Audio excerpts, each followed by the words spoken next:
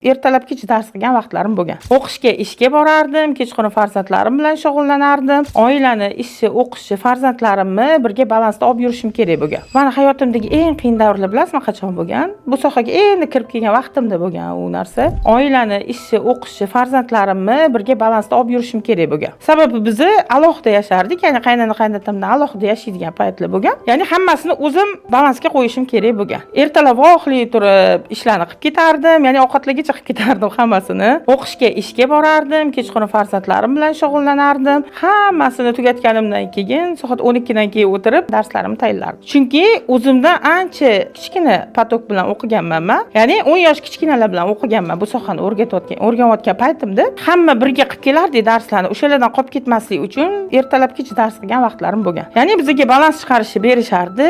Shu narsani yaxshi tushunmasam ham YouTube dan ko'rardim, keyin saytlarni ochib ko'rardim. Keyin shu Excel shablonlarni ko'rardim-da, men ham shulardan qolib ketmaslik uchun uxlamasam ham harakat qilganman har doim. Bu albatta fizически qiyin, lekin bu narsalarni keyinchalik o'tib ketishini, vaqtinchalikligini hozir harakat qilsam natijasi zo'r bo'lishini bilganman. Natija yomon emas.